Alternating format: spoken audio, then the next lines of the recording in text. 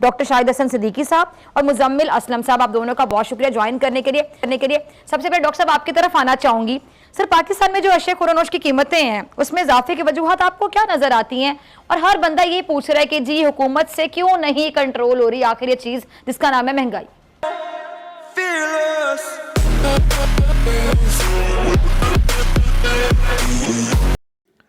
Welcome to all India times. All India times की नई video में आपका स्वागत है। पाकिस्तान के जो हालात हैं वो काफ़ी ज़्यादा ख़राब हो चुके हैं। हम हर वक्त पर उनकी बुराई करते हैं, बताते हैं कि वो लोग किस कदर हिंदुस्तान के पीछे पड़े थे और हाल ही में भी वो लोग ऐसा ही कुछ कर रहे हैं। लेकिन अभी फ़िलहाल भगवान उन पर कृपा करे, क्योंकि बहुत भयानक खबर आई है कि सिर्फ 4 हफ्तों के लिए ही उनके पास आटा बचा है। उनके खाने की जो हद है वो ख़त्म होने वाली है और फिर वहाँ पर अभी भी हालत ऐसी है कि लोग भूखे मर रहे हैं, एक टाइम खाने को है और नहीं है। तो वीडियो काफ़ी इंटरेस्टिंग है, आप देखिए फ़िज़ा खान किस तरह इस चीज़ पर डिस्कस कर रही है। और अगर वीडियो पसंद आए और पाकिस्तानी वीडियोस की अपडेट्स के लिए हमारे चैनल ऑल इंडिया टाइम्स को सब्सक्राइब करें, वीडियो को लाइक करें, शेयर करें। जय हिंद, जय भारत दोस्तों। देखिए, जनवरी 2021 में पाकिस्तान में महंगाई थी वो 5.7% थी, जो मेरे ख्याल से मुनासिब थी। उसके बाद हुकूमत ने बिजली के नर्ख बढ़ाए, IMF के दबाव पे कह लें या टैक्सों की चोरी बढ़ गई इसलिए की है। और उसके साथ ही हमने देखा कि मुनाफाखोरी और ज़ख़ीरा अंदोज़ी का जो है रुझान बढ़ा और वफाकी हुकूमत, सूबाई हुकूमत और लोकल गवर्नमेंट जो है वो उसको बैड गवर्नेंस कह लें या उनका इन्फ्लुएंस कह लें, उस पर नाकाम रही कंट्रोल करते में। नतीजतन जो है वो बड़ी महंगाई। तो एक तरफ तो हमारे इनडायरेक्ट टैक्सेस ज़्यादा हैं, ये तो है ही, आपको पता है। फिर उसके साथ हमने ये भी देखा कि जो हमारे रुपए की कदर 124 रुपये थी जब प्राइम मिनिस्टर इमरान खान साहब ने हल्फ उठाया था, अब ये 153 154 पर आ गई है। बिजली, पेट्रोल, गैस के नर्ख तो बढ़ ही रहे थे, इनडायरेक्ट टैक्सेस बढ़े। तो ये जो खराबियाँ थी, जो कुछ उसको आप कह लीजिए IMF का दबाव कह लीजिए, या चूंकि 10 नुकाती हिकमत अमली थी, बड़ी वाज़ेह थी प्राइम मिनिस्टर इमरान खान की, जो कि 100% गारंटी कर रहे थे कि पाकिस्तान में ग्रोथ ज़्यादा होगी और अफरात ज़र कम रहेगा। वो दो सिर्फ थे, एक टैक्सों के शोबे में जो उन्होंने कहा था कि मैं 100 दिन के अंदर नाफिज कर दूंगा, अदल पर मबनी टैक्सेशन पॉलिसी वो नहीं हुई। और दूसरा तवानाई के शोबे में उन्होंने कहा था कि हम उन वजूहात को दूर करेंगे जिसकी वजह से जो है सर्कुलर डेट होता है, बढ़ता है, लेकिन वो 1200 से 2400 अरब हो गया। वो वजूहात दूर नहीं कर सके, ना लाइन लॉसेस कम हुए और जो है वो जो है रेट्स बढ़ते रहे। तो ये तमाम बुनियादी वजूहात थी जिसकी वजह से, और वो हमने डाला IMF के खाते में।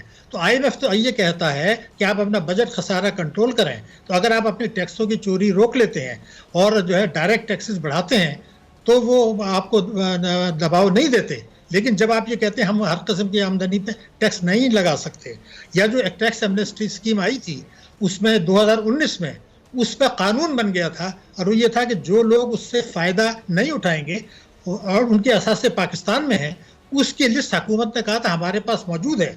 उससे तकरीबन 900 अरब रुपया कानून के तहत मिल सकता था, लेकिन वहाँ फिर माफिया या ताकतवर तबकों का दबाव आड़े आया और वो जो कानूनी रिक्वायरमेंट थी वो नहीं की, और वो 900 अरब रुपये की जो रिकवरी हो सकती थी वो नहीं की, और उसका बर्डन डाल दिया। पेट्रोलियम लेवी बढ़ा दी, बिजली के नर्ख बढ़ा दिए, इनडायरेक्ट टैक्सेस लगा दिए। तो ये जो पॉलिसी है माफिया को जो है खुश करने की, और अभी आप ट्रांसपेरेंसी इंटरनेशनल की रिपोर्ट से मैं आपको इख्तिसार बताऊं, उन्होंने क्या कहा है कि वबा के दौरान भी, जब ये एपिडेमिक हो रही है उस दौरान भी जो हाकिम हैं या जिनके पास खजाने की चाबी है, उन्होंने ताकतवर तबकों के और अपने मुफाद में फैसले किए, ना कि वबा के तासरीन में। तो ये चीज़ हमें नज़र आ रही है कि सियासत में पैसा भी आ गया और माफिया या अशराफिया कह लें वो इतने ताकतवर हो गए कि हुकूमत भी मुख्तलिफ वजूहात की बिना पर, जो कि वो पार्लियामेंट में भी मौजूद है, काबीना में भी, वो उन्होंने वो रिस्क नहीं लिया और बर्डन आवाम पर डाल दिया, जिससे ग्रोथ रेट हमारा जो है वो स्लो हो गया, गुर्बत बढ़ गई, बेरोजगारी बढ़ गई, महंगाई बढ़ गई, कर्जों का बोझ बढ़ गया। और सबसे बड़ी जो खराबी आई वो ये आई कि 2018 का जो साल था उसमें मजमूई बैरूनी सरमायाकारी आई थी 5 अरब डॉलर एक साल में। इसके हुकूमत के 2 साल और 9 महीने में जो बैरूनी सरमायाकारी मजमूई आई है वो आई है 3 अरब डॉलर। इसका मतलब ये कि 11 अरब डॉलर का झटका बैरूनी सरमायाकारी में लग गया। ये तो अल्लाह का शुक्र है कि रेमिटेंसेस में जबरदस्त इजाफा हो गया, कुछ $7 अरब का 20 से 27 अरब डॉलर हो गए, उसने कुछ आंसू हमारे पोंछ लिए। दूसरा ये था कि बड़े पैमाने पर हम कर्जे लिए और कोविड-19 की वजह से हमें बाहर से कर्जे भी मिले। IMF ने 1.4 अरब डॉलर दे दिया, अभी हमने $2.5 अरब डॉलर जो है वो बॉन्ड्स महंगी शरह सूद पे दिए हैं। इसी तरह से G20 ने कहा जी आप अपने कर्जे डेफर कर दें। अभी भी शायद IMF कुछ लीनियंट व्यू दे रहा है कि जी आप जो बिजली के नर्ख बढ़ाने थे उसको डेफर कर दें, आहिस्ता आहिस्ता करें। उसके नतीजे में प्रॉब्लम्स डेफर तो हो जाएंगी, लेकिन मईशत को मजबूत बुनियादों पर जो इस्तेमाल करना था वो शायद मुमकिन नहीं हो सकेगा। और यही है कि स्ट्रक्चरल इस्लाहात अगर कर लें तवानाई के शोबे में और टैक्सों के शोबे में, जिसका वायदा जो है इलेक्शन से 4 हफ्ते पहले किया था 10 नुकाती, तो मैं ये समझता हूँ कि 6 महीने में हमारी मईशत में बेहतरी नज़र आ जाएगी।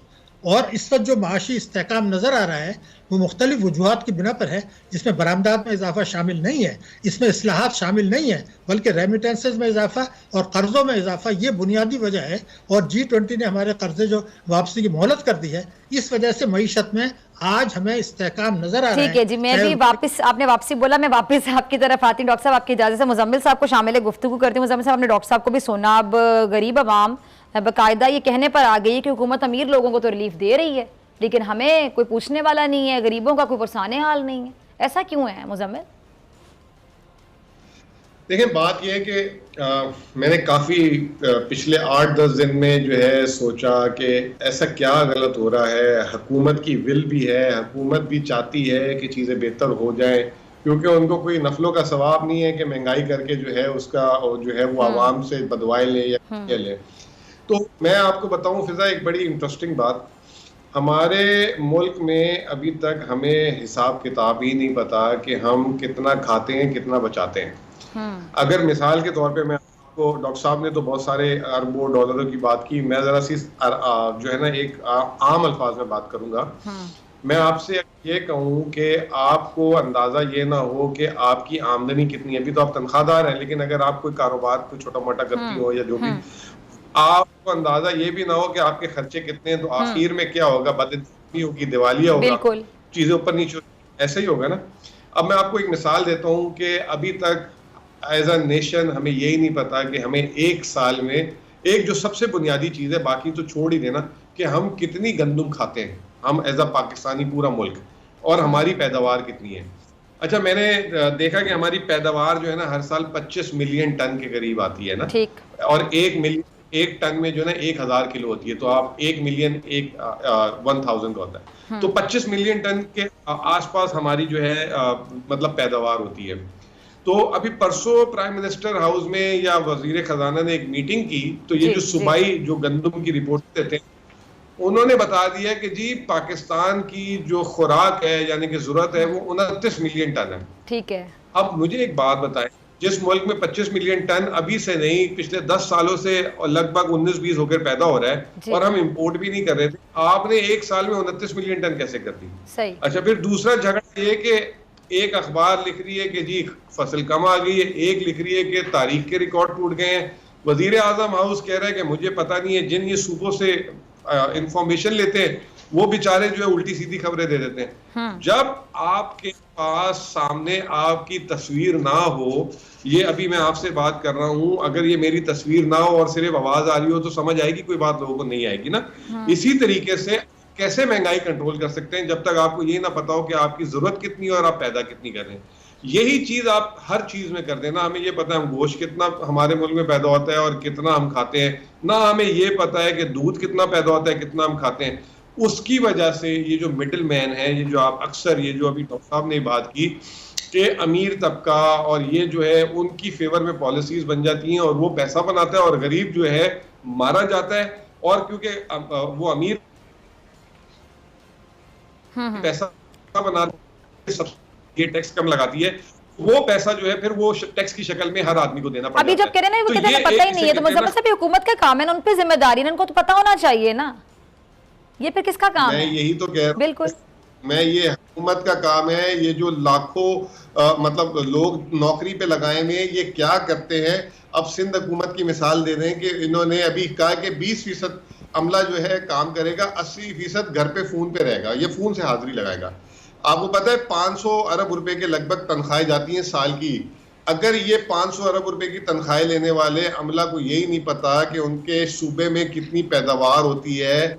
आपको याद होगा पिछले साल जब कोविड का वो इंसिडेंस हुआ था, तो इनको यही नहीं पता था कि सूबे की जिम्मेदारी होती है कि कितने लोग बेरोजगार हो जाएंगे, कितने लोगों को किस तरह रिलीफ देना, इनका डाटा ही नहीं था। सही। तो ये इतनी तनख्वाहें और ये जो इतने लोग हैं, अगर इनको ये हिसाब किताब बनाना नहीं आता, Fearless.